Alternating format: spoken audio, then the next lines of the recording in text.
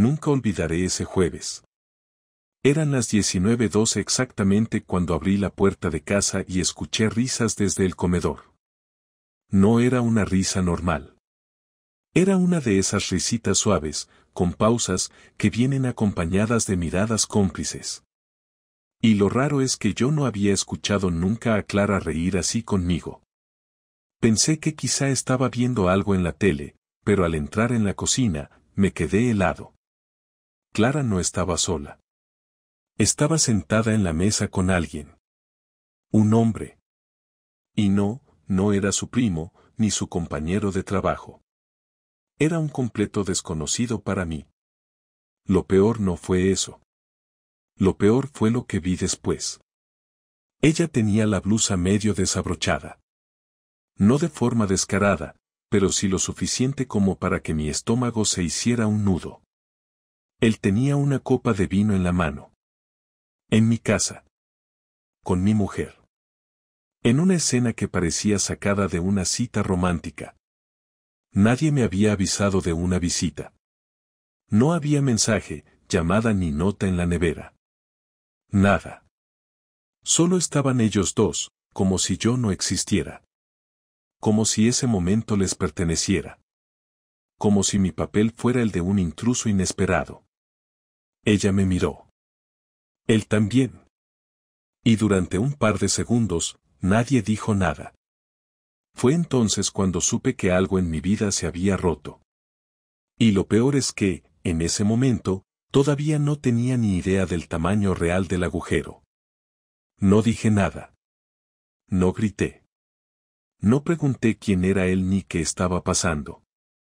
Solo me quedé quieto, apoyado en el marco de la puerta, intentando procesar esa imagen absurda, Clara sentada en nuestra cocina, con ese tipo al que no había visto en mi vida, bebiendo vino, desabrochada, como si fuera lo más natural del mundo. Él se levantó primero, un poco nervioso, con esa típica sonrisa tonta que ponen los que no saben si reír o pedir perdón. Se presentó como Sergio. Su tono fue casual, como si ya me conociera, como si esperara que yo le estrechara la mano. No lo hice. Solo lo miré y luego giré la cabeza hacia Clara, esperando alguna explicación, algo que al menos justificara mínimamente aquella escena, porque en mi cabeza no encajaba nada. Ella tampoco se movió, solo bajó la vista y suspiró como si la molestara que yo hubiese llegado sin avisar. Me preguntó si no tenía reunión esa tarde. Le respondí que me la habían cancelado. Ella asintió, como si eso explicara algo. Sergio intervino otra vez, diciendo que justo estaba por irse. Nadie le contestó. Cogió su chaqueta del respaldo de la silla y se despidió sin mucho ruido. Yo me quedé en la cocina, mirando a Clara, que aún no había dicho nada que realmente tuviera sentido. Al cerrar la puerta, la tensión era tan espesa que parecía que faltaba oxígeno. Y aún así, nadie decía nada. Me senté en la silla donde estaba él. Clara me miró y me preguntó si quería vino. Le dije que no. Pregunté si tenía algo que contarme. Me dijo que no estaba pasando nada, que solo era un amigo del trabajo, que habían quedado para hablar de un proyecto. Le dije que me dejara de gilipolleces, que no me tomara por idiota. Ella me dijo que me estaba montando una película, que no era lo que parecía. No gritaba. Hablaba con ese tono plano, vacío, como si le diera pereza explicarse. Eso me cabreó más que cualquier insulto. Le pregunté si también desabrochaba la blusa cuando hablaba de proyectos con sus otros compañeros. No respondió. Me levanté y me fui al salón. Ella me siguió, diciendo que no había hecho nada malo, que no había pasado nada, que yo siempre exageraba las cosas. Me giré y le pregunté directamente, ¿tú crees que estoy ciego o que soy imbécil? Me miró con la cara muy tranquila, casi aburrida, como si llevara tiempo ensayando esa conversación y ya se la supiera de memoria. Dijo que estaba harta de que todo girara alrededor de mí, que hacía tiempo que no se sentía ella misma, que no era feliz.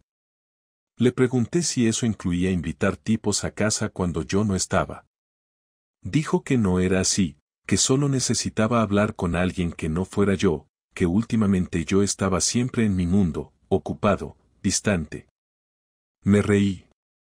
No porque me hiciera gracia, sino porque me pareció absurdo que me acusara de estar distante cuando ella llevaba semanas apagada, ausente, siempre con la cabeza en otro sitio, el móvil siempre boca abajo, salidas improvisadas de última hora, risas falsas y silencios más largos que los que hay entre las comidas de Navidad y Año Nuevo. Le pregunté si había follado con él. Lo dije así, sin suavizar. Quería una respuesta clara. Me dijo que no había pasado nada físico. Que simplemente necesitaba una conexión diferente. Que estaba confundida. Que no sabía qué quería. Que se sentía vacía. Le dije que si se sentía vacía, no era culpa mía, que yo siempre había estado ahí, que era ella la que se había ido poco a poco, no yo. Me miró como si no esperara que yo reaccionara así. Me preguntó por qué no me alteraba, por qué no me cabreaba de verdad. Le dije que porque no me lo creía. Porque estaba convencido de que sí había pasado algo con ese tipo y que su actitud solo confirmaba lo que yo ya intuía desde hacía tiempo. Le pregunté si era la primera vez que él venía a casa. Me dijo que sí. Le pregunté si habían quedado en otros sitios antes. No contestó. Le pregunté si se habían besado. Dijo que no. Le pregunté si pensaba seguir viéndolo. No respondió. Ahí supe que todo estaba claro. Me levanté y fui a darme una ducha. No porque me sintiera sucio, sino porque necesitaba pensar sin tenerla delante. El sonido del agua no tapaba los pensamientos, pero al menos me daba la excusa para no tener que escuchar su voz. Cuando salí, ya no estaba en el salón. Se había metido en la habitación. La encontré sentada en la cama, como si no supiera qué hacer. Le pregunté si quería que nos tomáramos un tiempo. Dijo que no sabía. Le pregunté si lo amaba. Me dijo que no era eso. Le pregunté si aún me amaba a mí. No respondió. Me tumbé en el sofá esa noche. No dormí. Tampoco lloré. Solo estuve ahí, en silencio, recordando pequeñas cosas que ahora parecían mentira, las cenas de los viernes, los viajes a Madrid, el día que pintamos la habitación de las niñas, la primera vez que ella se quedó a dormir en mi piso, la boda civil, la noche que me dijo que quería tener hijos conmigo. Todas esas cosas que en su momento parecían importantes, de golpe no valían nada. A las 5 de la mañana me levanté, preparé café, y me senté en la mesa. Miré al otro lado y pensé que ahí, 12 horas antes, había estado ese tipo. Sergio. En mi silla. Con mi mujer. En mi casa. Y aún no sabía cuánto más iba a descubrir. El viernes por la mañana Clara se levantó antes que yo y se fue sin decir una palabra, como si la noche anterior no hubiese pasado nada, como si no me hubiese destruido media vida en 2 horas. Me quedé en la cocina mirando su taza vacía sobre la encimera, el plato con la tostada a medio comer y su móvil que esta vez sí se había llevado con ella. Durante todo el día no recibí ni un mensaje, ni una llamada, ni siquiera una señal mínima de que le importara cómo me sentía o qué pensaba hacer. Yo tampoco le escribí. Tenía claro que no era el momento de seguir forzando una conversación con alguien que ya no parecía tener ningún interés en dar explicaciones. Así que hice algo que hasta entonces nunca me había planteado, llamé a su compañera de trabajo, a Raquel, la única de su entorno que siempre había sido cordial conmigo y que además sabía cosas. Cuando le pregunté si conocía a Sergio, tardó varios segundos en contestar. Me dijo que sí, que lo conocía del departamento de comunicación, que era nuevo, que llevaba apenas 3 meses en la empresa y que desde el principio había tenido muy buena química con Clara. Cuando le pedí que me explicara a qué se refería con eso, Solo dijo que últimamente habían estado muy unidos y que hablaban mucho, incluso fuera del trabajo. Intenté no perder la calma, le di las gracias y colgué. No sabía qué me jodía más, si la traición en sí o el hecho de que todo el mundo menos yo parecía haberlo notado desde hace semanas. Me fui directo a la empresa donde trabajaban, no para montarle un escándalo, sino porque necesitaba verla, en persona, en su entorno, donde según ella solo había trabajo y compañeros. Me quedé en el coche, esperando la hora de salida. No tardó en aparecer. Iba sola, mirando el móvil, y al principio no me vio. Cuando me acerqué, se sobresaltó y me preguntó qué hacía allí. Le dije que necesitaba respuestas, que no me bastaba con su cara de póker de la noche anterior. Me dijo que no podía hablar en la calle, que le parecía fuera de lugar, que no quería hacer una escena delante de sus compañeros. Le dije que me importaba una mierda lo que pensaran los demás, que yo no estaba allí para cuidar su imagen, que estaba allí porque merecía saber la verdad. Me pidió que la dejara en paz, que esa no era forma de manejar las cosas. Le respondí que ella tampoco había manejado nada bien al meter a otro tío en nuestra casa.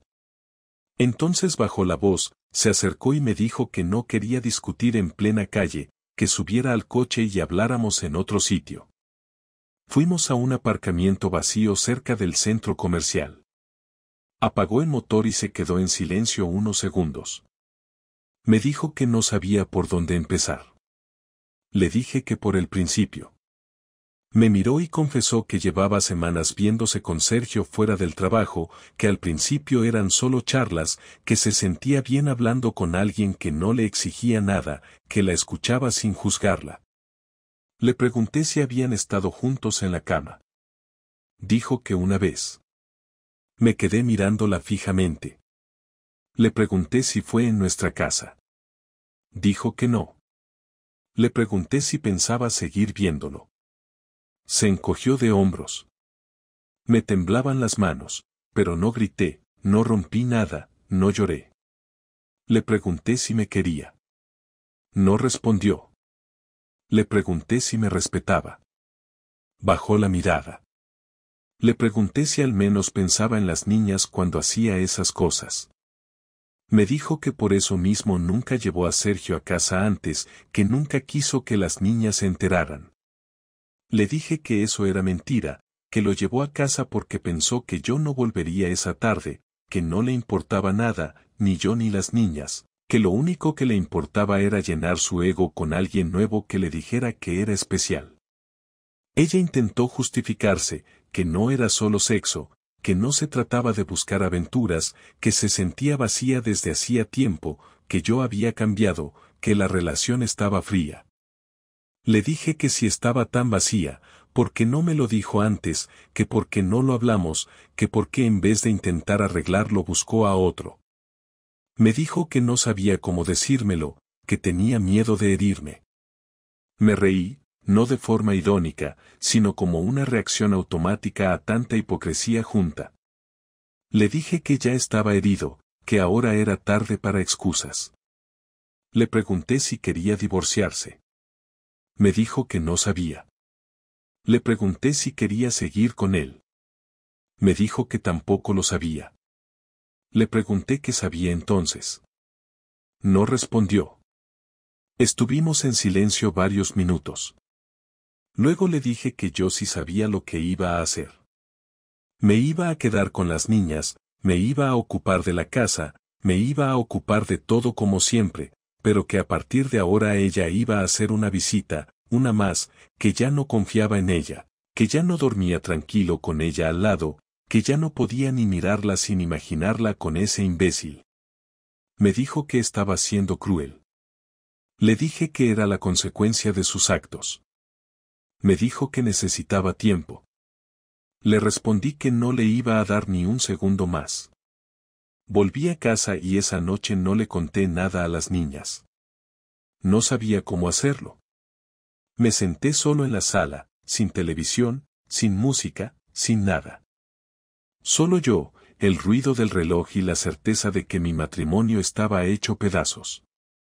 Sabía que a partir de ese momento tenía que actuar, no hablar, no preguntar más, no buscar compasión. Lo único que quedaba por hacer era tomar el control, porque si no lo hacía yo, nadie lo iba a hacer por mí. Al día siguiente me levanté antes que nadie y me senté en la cocina con el portátil abierto. Hice una lista de todo lo que necesitaba hacer, no para salvar el matrimonio, sino para preparar el terreno para lo que venía. No iba a esperar a que Clara decidiera si quería seguir o no, no iba a quedarme de brazos cruzados mientras ella reflexionaba sobre su nueva libertad. Me contacté con un abogado, uno que me habían recomendado hace tiempo por si alguna vez necesitaba asesoría familiar. No le di todos los detalles en esa primera llamada, pero sí lo suficientes para que entendiera que no era una consulta hipotética. Me explicó mis opciones y me pidió pruebas, cualquier cosa que pudiera respaldar lo que estaba diciendo. Le dije que no había grabaciones ni fotos, pero sí una confesión directa de ella, cara a cara, sin rodeos. Me pidió que anotara todo por escrito, con fechas, lugares, incluso los detalles de la conversación que tuvimos en el coche. Lo hice de inmediato, palabra por palabra, como si estuviera redactando un informe. Después busqué información de Sergio. No fue difícil. En la página web de la empresa de Clara aparecía su foto en el equipo de comunicación. Joven, sonrisa de idiota, barba recortada, mirada de tipo que cree que tiene el mundo en sus manos. Fui más allá, encontré sus redes sociales, su Instagram lleno de selfies en el gimnasio, fotos en terrazas con cerveza, frases estúpidas en inglés mal escrito. Vi que seguía a Clara, y ella lo seguía a él. Incluso había una foto de un evento reciente del trabajo donde estaban juntos, en un grupo, pero juntos. Ella no me había dicho que había estado en ese evento, ni que había salido fuera del horario laboral con el equipo. Con cada clic, el asco se acumulaba. No solo por él, sino por ella. Por lo bien que me había mentido, por lo fácil que le resultó llevar una doble vida mientras yo hacía la compra, llevaba a las niñas al colegio, planificaba las vacaciones, pagaba las facturas y le preguntaba todos los días si quería cenar algo especial. Mientras yo me ocupaba de la casa, ella se ocupaba de buscar emoción con alguien que ni siquiera parecía tener algo que ofrecer más allá de una cara bonita y frases prefabricadas. No era odio lo que sentía, al menos no todavía, era una mezcla de desprecio y decepción tan intensa que me dejaba sin aire. Esa tarde volví a casa con una idea clara. No iba a esperar a que ella se largara, tampoco iba a suplicar ni a actuar como una víctima. Decidí que iba a arrastrarla emocionalmente al mismo nivel en el que me había dejado. Empecé por vaciar la cuenta conjunta. No por completo, dejé lo justo para que no sospechara de inmediato, pero transferí el resto a una cuenta a mi nombre. Luego cancelé la tarjeta adicional que tenía, sin avisar. Modifiqué todas las contraseñas de los servicios que pagaba yo, del Netflix al seguro médico. No lo hice por despecho, sino por estrategia. Si ella quería seguir con su nueva vida, que lo hiciera sin mi dinero, sin mi apoyo, sin mis recursos. Durante la cena actué como si nada. Las niñas hablaban del colegio, de una actividad que tenían en el centro cultural del barrio, y yo asentía, sonreía, incluso les ayudé con los deberes más tarde. Clara intentó hablar conmigo 2 veces esa noche, pero le dije que estaba cansado. No quería discutir, no quería dialogar, no quería escuchar sus dudas ni su confusión. Quería que sintiera el mismo vacío que yo había sentido el jueves al verla con otro en nuestra cocina. Esa noche dormí en el sofá otra vez, no porque no pudiera compartir la cama, sino porque no quería que su cuerpo estuviera a medio metro del mío. Al día siguiente hice algo más, llamé a su jefe. No directamente, sino con una llamada anónima a recursos humanos de su empresa, fingiendo ser alguien del entorno del tal Sergio, diciendo que había rumores de una relación impropia entre compañeros, uno de los cuales estaba casado. Sabía que eso no causaría un despido, pero sí una revisión interna. Quizás una advertencia, quizás una entrevista. Solo necesitaba sembrar la duda. Por la noche, Clara llegó tarde. Me dijo que había salido a tomar algo con una amiga. Le pregunté cuál. Tartamudeó. Le pregunté si era Raquel. Dijo que sí. Le dije que justo había hablado con Raquel esa mañana y que ella no había salido con nadie. Se quedó en silencio. Le pregunté si de verdad pensaba seguir mintiéndome en mi cara. Me dijo que no quería pelear. Le dije que no estábamos peleando, que yo estaba haciendo preguntas y que ella seguía escondiendo cosas como si estuviera en un juego. Le pregunté si estuvo con Sergio. Lo negó. Le pregunté si pensaba dejar de verlo. Dijo que ya no hablaban tanto. Le pregunté si pensaba que eso era suficiente para reparar todo. Dijo que no sabía qué quería. Entonces le dije que yo sí lo sabía. Le dije que había llamado a un abogado, que había movido el dinero, que había empezado a preparar el divorcio, que si quería jugar a ser libre, entonces lo sería, pero con consecuencias. Le cambió la cara, como si de repente entendiera que esto iba en serio. Me dijo que me estaba adelantando, que podíamos arreglarlo. Le dije que no. Que lo único que íbamos a arreglar era cómo se dividía lo que quedaba. Me pidió que no involucrara a las niñas. Le dije que las niñas no tenían culpa, pero que si algún día preguntaban, les diría la verdad sin adornos. No contestó. Se fue a la habitación. Cerró la puerta. No la seguí. No me interesaba su arrepentimiento tardío ni su cambio de tono. Esa noche dormí en la cama. Ella en el sofá. Al revés que los días anteriores. Y por primera vez desde todo esto, dormí 8 horas seguidas. A la mañana siguiente ella no estaba.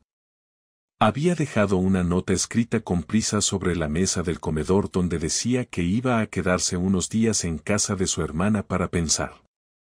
No me molesté en llamarla ni en escribirle. No necesitaba más pausas, reflexiones ni huidas. La decisión ya estaba tomada desde el momento en que cruzó esa línea y la pisoteó en mi cara. Pasé todo el día revisando papeles, ordenando documentos, escaneando recibos, imprimiendo movimientos bancarios, organizando carpetas con las escrituras, los seguros, los certificados de nacimiento de las niñas, el registro de la hipoteca y cualquier cosa que pudiera necesitar mi abogado para acelerar el proceso. Sabía que era mejor tener todo preparado antes de que empezara el verdadero circo. Me ocupé también de hablar con el colegio de las niñas y notificar que, por el momento, todas las decisiones escolares debían pasar exclusivamente por mí. No mencioné nada de separación ni conflictos, solo dije que su madre estaba fuera temporalmente y que yo me encargaría de todo. Por la tarde, Clara llamó. No contesté. Me mandó un mensaje diciendo que quería hablar, que no era justo que tomara decisiones unilaterales sin contar con ella, que las cosas no eran tan simples. Le respondí que ahora eran simples, que ella las había hecho simples al elegir traicionar nuestra relación. Me escribió de nuevo, esta vez más agresiva, diciendo que yo también tenía parte de culpa por cómo había cambiado en los últimos años, que la relación se había ido enfriando, que no se sentía escuchada ni valorada. Le contesté que todo eso podría haberse hablado en cualquier momento, que nunca negué una conversación, pero que nunca esperé que su forma de solucionarlo fuera follarse a un compañero del trabajo y luego sentarse en nuestra cocina a tomar vino con él como si nada. No me respondió más. Me imaginé que estaba digiriendo el hecho de que ya no tenía el control de la narrativa, de que ahora era yo el que marcaba el ritmo. Esa noche, cuando las niñas ya dormían, me senté en el salón con el altavoz encendido y llamé a Clara de nuevo, pero esta vez con grabadora activada. Le dije que necesitaba que todo lo que dijera quedara registrado por si las cosas se complicaban legalmente. Al principio se negó, dijo que eso era ridículo, que no estábamos en un juicio. Le dije que prefería prevenir. Empezó hablando como si nada, con un tono suave, diciendo que no quería destruir la familia, que solo se sentía perdida, que no era feliz, que no planeó que las cosas se salieran de control. Le pregunté si seguía teniendo contacto con Sergio. Me dijo que no. Le pregunté si pensaba volver a verlo. Me dijo que no sabía. Le pregunté si le gustaría intentar volver a empezar conmigo. Se quedó en silencio. Le pregunté si al menos entendía que yo no podía confiar más en ella. Me dijo que sí, que lo entendía, pero que pensaba que con tiempo podíamos encontrar un camino. Le dije que el único camino ahora era separarnos de forma ordenada y sin lastimar a las niñas. Me dijo que no quería separarse. Le pregunté por qué. Me dijo que no quería perder a sus hijas, que no quería perder la estabilidad, que no quería que todo terminara así. Le respondí que eso no era amor, que eso era miedo a perder comodidad, que si hubiera querido proteger algo, lo habría hecho antes. Me pidió una última conversación en persona, sin grabaciones, sin tensión, solo para cerrar las cosas bien.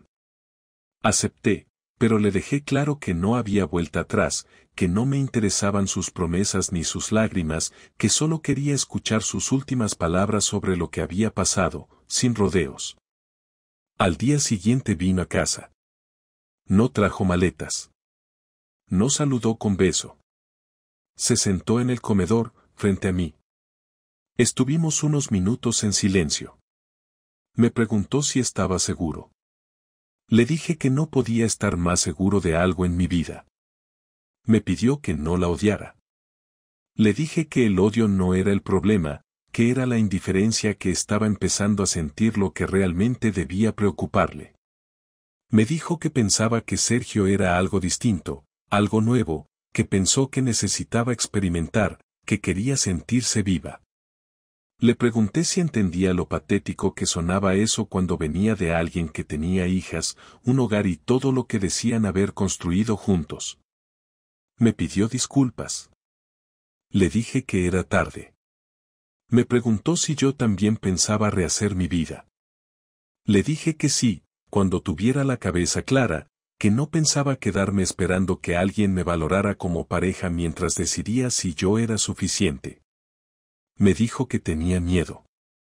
Le dije que eso era lo único que había mantenido nuestra relación viva los últimos meses, su miedo a quedarse sola. No dijo nada más. Antes de irse me pidió que no le quitara a las niñas. Le dije que no iba a usar a nuestras hijas como moneda de cambio, que iban a seguir viéndola, que no pensaba hablar mal de ella delante de ellas, pero que tenía claro que la custodia debía ser mía, porque era yo quien había estado presente todos los días, quien se había hecho cargo cuando ella salía a pensar, quien les había dado estabilidad mientras ella se conectaba emocionalmente con otro hombre. Me dijo que lo entendía. Le pedí que firmara un acuerdo temporal de visitas mientras se tramitaba la separación. Lo firmó. Salió de casa sin mirar atrás. Cerré la puerta con llave. Volví al comedor. Me serví un café. No sentí alivio, tampoco tristeza. Solo sentí que había recuperado el control. No sabía lo que venía después, pero por fin todo dependía solo de mí. Los días siguientes fueron más tranquilos de lo que habría imaginado. No por falta de pensamientos, sino porque por fin se habían acabado los silencios incómodos, las explicaciones vacías y las miradas esquivas. Me centré en las niñas, en sus horarios, sus tareas, sus pequeñas rutinas, como si fueran la única constante que no había cambiado en medio de todo el desastre. Clara llamaba para hablar con ellas por las noches y luego mandaba un mensaje breve para preguntarme cómo estaban.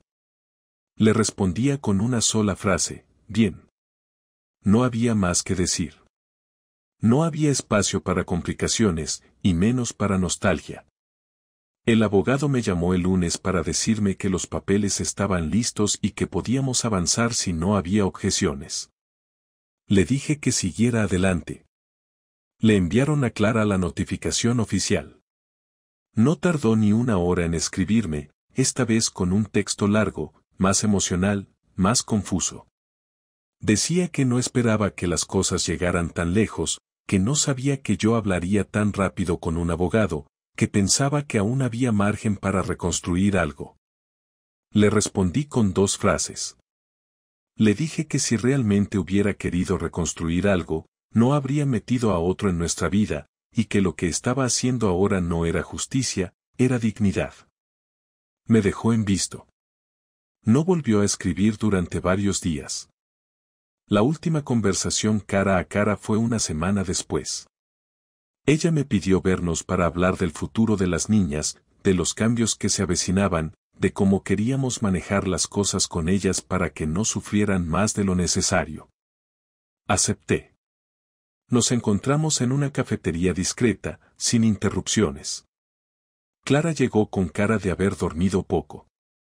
Se sentó, pidió un café y empezó directamente.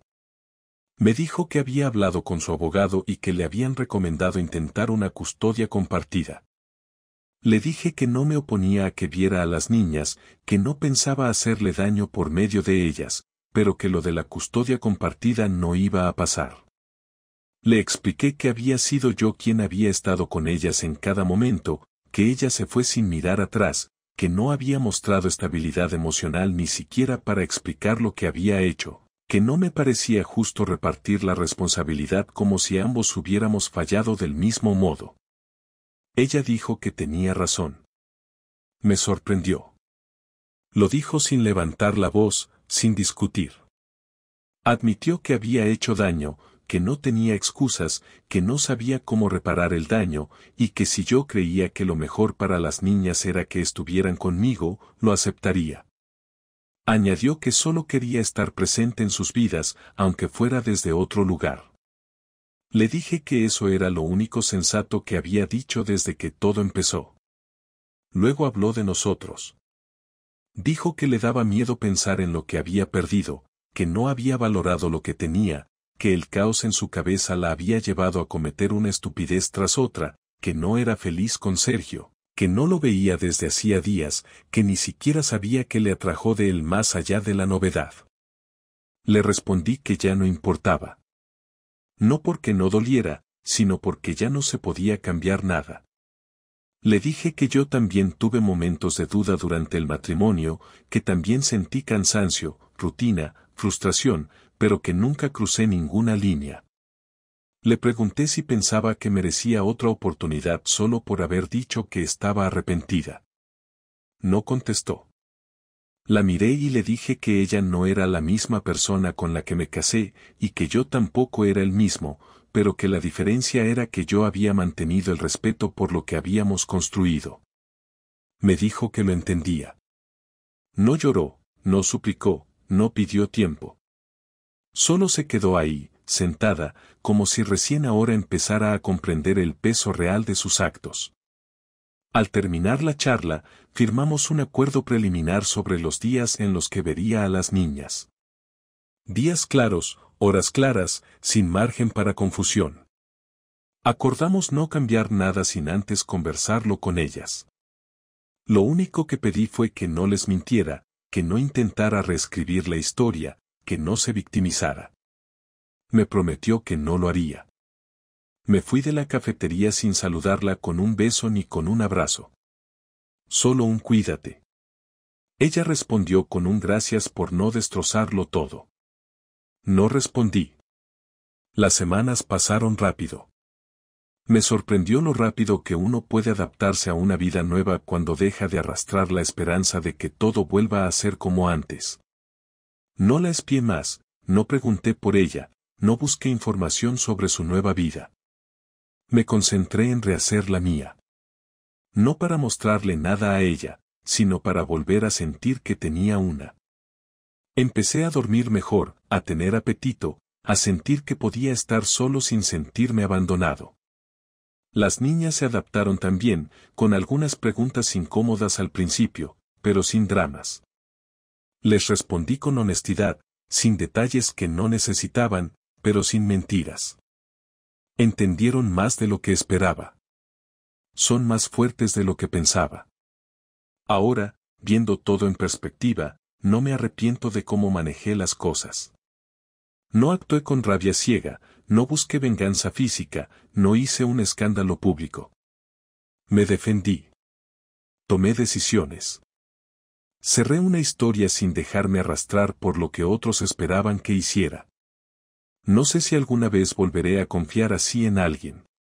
No sé si quiero volver a intentarlo. Pero sí sé que no me quedé esperando a que otro decidiera por mí. Aprendí que uno puede perderlo todo y aún así recuperar el control. Aprendí que el respeto propio no se negocia, que el amor no garantiza nada, y que a veces lo más valiente no es perdonar, sino dejar ir. Y eso hice. La dejé ir.